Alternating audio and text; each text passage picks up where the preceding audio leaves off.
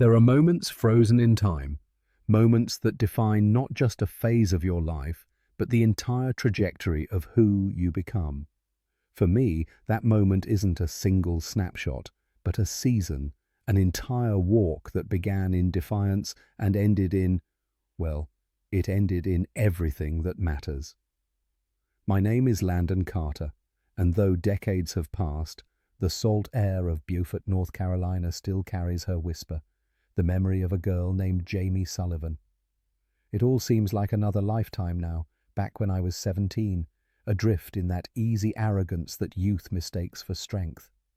Beaufort was, and still is, a town steeped in tradition, southern charm varnished over the usual high school divides. You had your cliques, your orbits, and mine was firmly planted among the popular kids. We weren't bad people, not really, just careless, coasting, masters of our small universe, oblivious to anything outside its comfortable, predictable rotation. I wore my rebellion like a badge, leather jacket, skeptical smirk, a practiced indifference to anything that smacked of effort or sincerity. Rules were suggestions, consequences were for other people. My father, a cardiologist often absent, was a distant echo. My mother tried her best, but I was charting my own course, straight towards nowhere in particular. Life was a series of dares, inside jokes, and lazy afternoons spent proving our coolness to each other. We drifted, aimless and entitled, thinking the world owed us something simply for existing within its borders. Then came the night that shattered the illusion. It was a ritual, almost, daring the new kid, Clay Gephardt, to jump from the old cement plant pier into the dark water below. A stupid, dangerous tradition. Peer pressure is a potent force, especially when wielded by those who command the social stage. I was there, part of the chorus urging him on, caught up in the thrill of transgression. He jumped, and he didn't surface right away. Panic, cold and sharp, pierced through the fog of careless bravado. He'd hit something submerged, debris hidden beneath the black water. We pulled him out, injured, bleeding. The flashing lights of police cars and ambulances cut through the night, slicing away our adolescent invincibility. Suddenly, consequences weren't for other people anymore. They were staring us squarely in the face. Clay survived, thankfully, but the incident left scars, visible and invisible. For me, the fallout was swift. The principal, faced with expelling me or finding an alternative, delivered an ultimatum that felt like a life sentence at the time. No more car, mandatory janitorial duties, tutoring struggling kids after school, and the final, crushing blow, participation in the drama club's spring play. Drama club. It was social Siberia, populated by the earnest, the artistic, the outsiders, and orbiting at its very center, seemingly untouched by the gravity of high school hierarchies, was Jamie Sullivan. Jamie. Even her name felt different.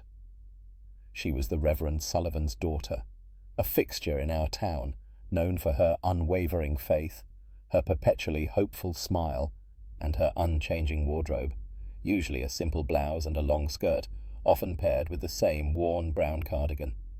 She carried her Bible everywhere, spoke with a gentle sincerity that baffled my sarcastic circle, and seemed utterly immune to the pressures of fitting in. To us, she was an enigma, an easy target for quiet ridicule, someone so fundamentally other that she barely registered on our social radar except as a curiosity, or sometimes a punchline. She helped animals, loved astronomy, and possessed a quiet intelligence that most of us overlooked, blinded by her lack of conventional cool. And now, thanks to my spectacular lapse in judgment, my world was forced to collide with hers. Tutoring sessions were excruciatingly awkward. I slumped in my chair, radiating resentment, while Jamie patiently tried to explain equations or literary themes to kids who clearly didn't want to be there any more than I did. She never judged, never condescended, just offered help with that unnerving calm. I kept my head down, mumbled answers, desperate to avoid acknowledging her presence any more than absolutely necessary. Then came drama club. It felt like stepping onto an alien planet. The director was passionate, The other students were genuinely enthusiastic, and Jamie seemed perfectly at home. She was playing the lead, naturally. I was cast in a supporting role, a character whose path inevitably crossed with hers on stage. This meant rehearsals, this meant interaction, this meant spending time, actual time, with Jamie Sullivan. My friends, Eric and Belinda, especially Belinda, my on-again, off-again girlfriend who ruled the popular girls with practiced disdain, found the entire situation endlessly amusing. Their laughter echoed my own internal cringe. Being seen with Jamie, associating with her willingly. It was social suicide. I tried to maintain the wall, treating rehearsals like another chore, feeding lines with zero emotion, counting the minutes until I could escape back to my familiar orbit. I was rude, dismissive, making it clear that this association was purely compulsory. Jamie, infuriatingly, didn't seem bothered. She learned her lines, hit her marks, and offered quiet encouragement to others, including me, despite my obvious contempt. But the play required more than just showing up. I couldn't grasp my lines, the words felt foreign, meaningless. My performance was wooden, disconnected. Panic began to set in. Failing the play meant failing the principal's conditions, and the consequences of that were unthinkable. So, swallowing pride that felt like jagged rocks, I approached her. Outside her house, under the wide Beaufort sky, I asked Jamie Sullivan for help. She looked at me, her expression unreadable for a moment, perhaps surprised by the request, perhaps seeing the desperation I tried to hide. Then she agreed, but with a condition so unexpected, so bizarre, that it threw me completely off balance. She looked me straight in the eye, her gaze steady, and said, "Okay, but you have to promise." She paused as if weighing the words. "You have to promise you won't fall in love with me." I laughed. Actually laughed out loud. The absurdity of it. Me, Landon Carter, falling for Jamie Sullivan. The quiet girl in the cardigan. The preacher's daughter. It was preposterous, unimaginable. "That's not a problem," I scoffed, relieved it wasn't something truly difficult. She just smiled that gentle, knowing smile, and we began. Those afternoons practicing lines were strange. We'd meet away from prying eyes, sometimes at her place, sometimes by the quiet docks. She was patient, incredibly so. She didn't just help me memorize. She helped me understand the character, the emotions behind the words. And slowly, reluctantly, the wall I'd built began to crumble. Not all at once, but brick by painstaking brick. I started to see her, not the caricature my friends and I had created, but the real Jamie. She was smart, genuinely funny in a quiet, observant way. She talked about constellations with a passion that made the night sky seem suddenly vast and full of wonder. One evening, she showed me Jupiter through her homemade telescope, its tiny moons like scattered diamonds. There was a stillness about her, a depth that felt ancient and calming. She didn't gossip, didn't care about status or possessions. She cared about things that mattered. Kindness, forgiveness, faith. Things I hadn't given a second thought to. I found myself listening, really listening, not just waiting for my turn to speak. I asked questions, curious about her world, so different from mine. I still kept our association a secret, dodging my friends, making excuses. The fear of social ostracization was deeply ingrained, but the embarrassment was slowly being replaced by something else, something I couldn't quite name. Respect. Maybe. Interest. Definitely. Then came the night of the play. The auditorium buzzed with anticipation, parents and students filling the seats. Backstage, the familiar nerves were amplified. I peeked through the curtain, saw my friends in the audience, ready to critique or maybe just endure. Then the lights dimmed, the curtain rose, and the story began. I delivered my lines, surprisingly finding the emotion Jamie had helped me uncover. But the real transformation happened when Jamie stepped into the spotlight to sing. The song was Only Hope. And as her voice filled the auditorium, clear and pure, and full of a longing that resonated deep within the stillness. Something shifted inside me. Everything else faded away. The audience, my friends, my own anxieties. There was only Jamie, bathed in light, pouring her soul into the music. It wasn't just a performance, it was a revelation. She was beautiful, not in the conventional way my friends valued, but in a way that was profound, radiant, hitting me with the force of a physical blow. In that moment, looking at her, hearing her, I saw the strength beneath the gentleness, the passion behind the piety. The scene called for our characters to connect, to share a moment, fueled by the music, by the emotion, by this sudden, overwhelming wave of feeling. I did something not in the script. I kissed her, right there, on stage, in front of everyone. The silence that followed was deafening, broken only by startled gasps from the audience. Then, applause erupted, louder than before. But backstage, the reality crashed back in. Confusion warred with the undeniable truth of what I felt. My friends, predictably, were merciless. Eric clapped me on the back with a mocking grin. Belinda shot daggers with her eyes, her jealousy barely concealed. They saw the kiss as part of the act, maybe, or just another bizarre chapter in the Landon and Jamie saga. Jamie, however, looked hurt, bewildered by the kiss, and likely by the knowledge that I was still ashamed to be truly seen with her. When my friends approached, I defaulted to my old self, trying to brush it off, creating distance, protecting my fragile social standing. I saw the disappointment flicker in Jamie's eyes before she turned away. The weight of my own cowardice felt immense. The days that followed were a tangled mess of guilt and longing. I couldn't forget the kiss. Couldn't forget the way Jamie looked under the stage lights. Couldn't shake the feeling that I had stumbled upon something real and profound, only to immediately try and bury it. The hollowness of my old life, the endless pursuit of popularity, suddenly seemed pathetic. Hanging out with Eric and the others felt different, their jokes petty, their concerns shallow. Belinda's attempts to rekindle our empty relationship felt suffocating. I was standing at a crossroads.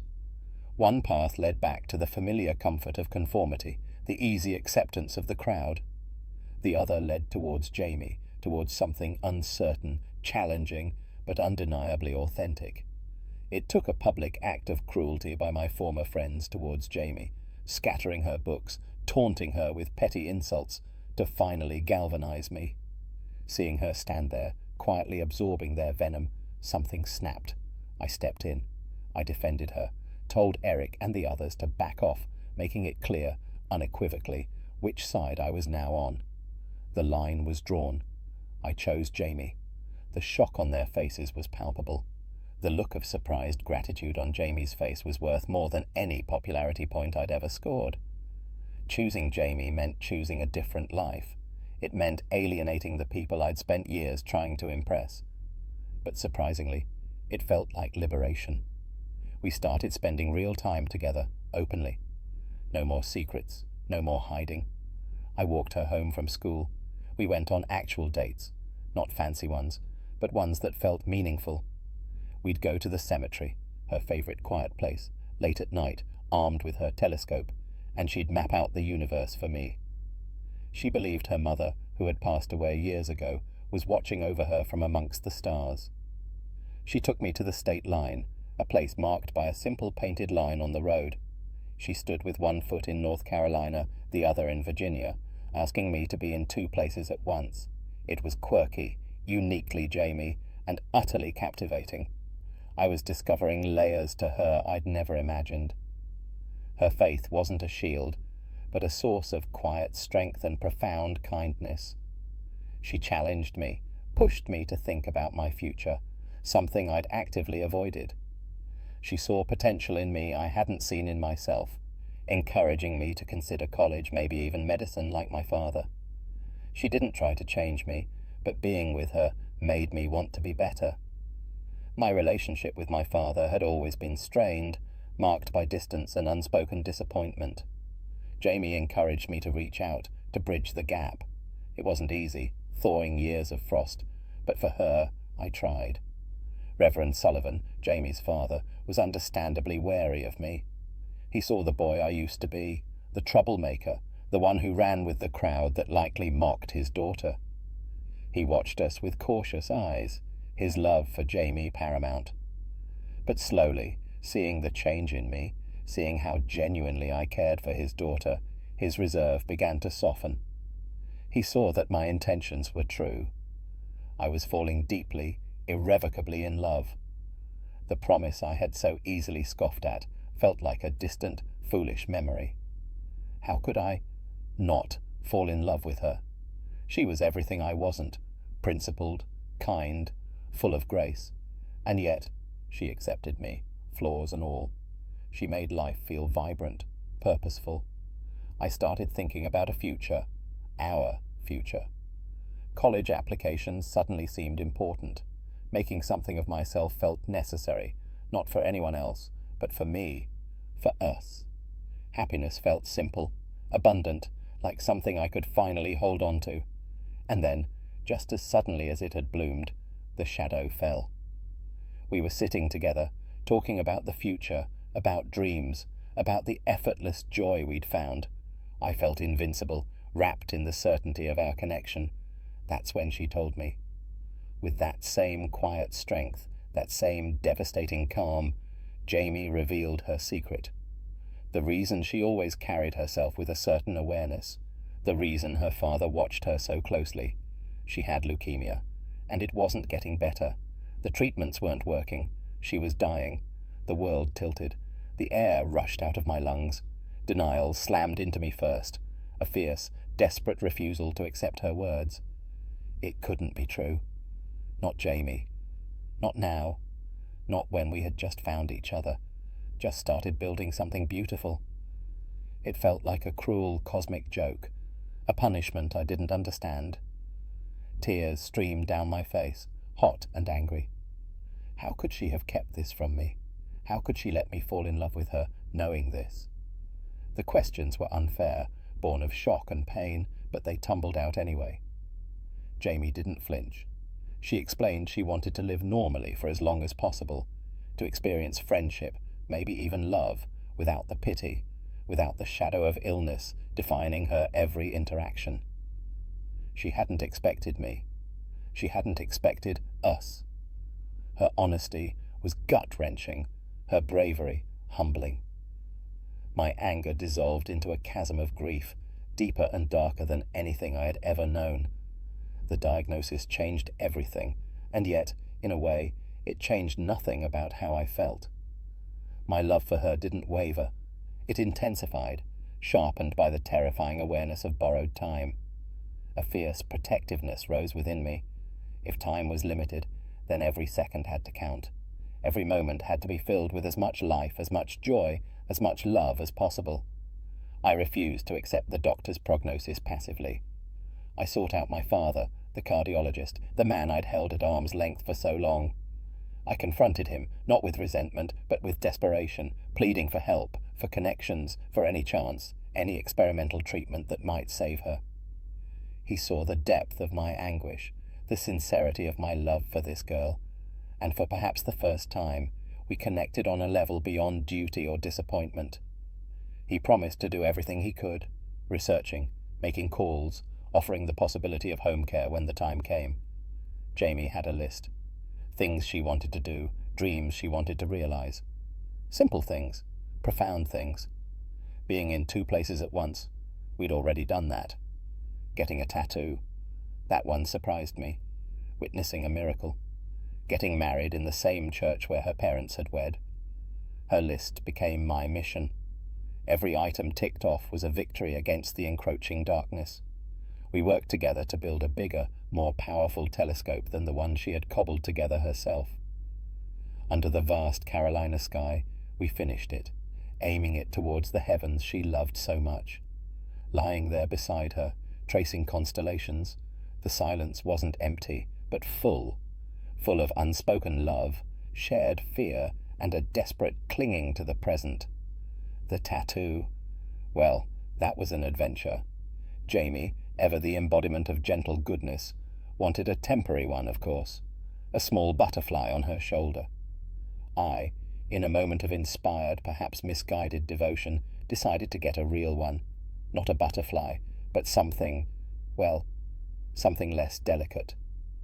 The look on her face when she saw my rather bold, slightly comical attempt at solidarity was a mixture of shock, amusement, and pure affection. It was a silly, impulsive gesture, but it made her laugh, a sound more precious than any star. Her energy waned. Some days were better than others. The hospital visits became more frequent. Reverend Sullivan, his initial skepticism long forgotten, embraced me like a son, sharing the burden of care, his faith a quiet anchor in the storm. My old friends, even Belinda, came around, offering tentative support, their earlier mockery replaced by a dawning understanding of the gravity of the situation, perhaps even a grudging respect for the love they were witnessing. As Jamie grew weaker, one item on her list resonated more deeply than all the others: getting married. It wasn't about defying death. It was about affirming life, about celebrating the love we had found, however brief our time together might be.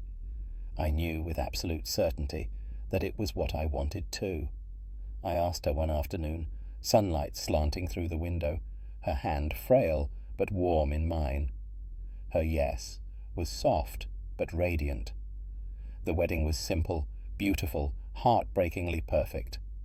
Held in the old Beaufort church, the very place her parents had exchanged vows, filled with the people who loved us. Jamie, fragile but luminous in her mother's dress, walked down the aisle on her father's arm. Reverend Sullivan, his voice thick with emotion, performed the ceremony. We exchanged vows, promises whispered against the backdrop of an uncertain future, yet rooted in the undeniable truth of the present moment. Tears flowed freely, not just of sorrow, but of joy, of profound love. In that church, surrounded by faith and family, we weren't just getting married. We were witnessing a miracle, the miracle of love's endurance in the face of overwhelming odds. We had a summer, a married summer. It was the best summer of my life, and the hardest.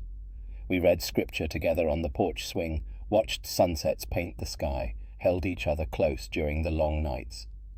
My father helped arrange for home care, allowing Jamie to spend her final weeks surrounded by familiarity and love, not sterile hospital walls. Her faith never wavered. It wasn't a shield against pain, but a lens through which she viewed life and what lay beyond, with a serenity that often calmed my own raging fears. She taught me about grace, about acceptance, about a love that transcends the physical.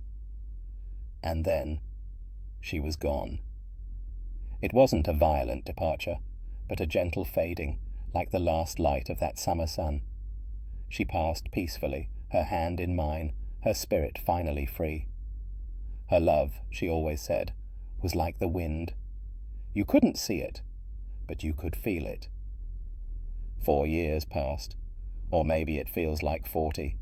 Time blurs when measured against a loss like that. But Jamie wasn't truly lost. She changed me, fundamentally.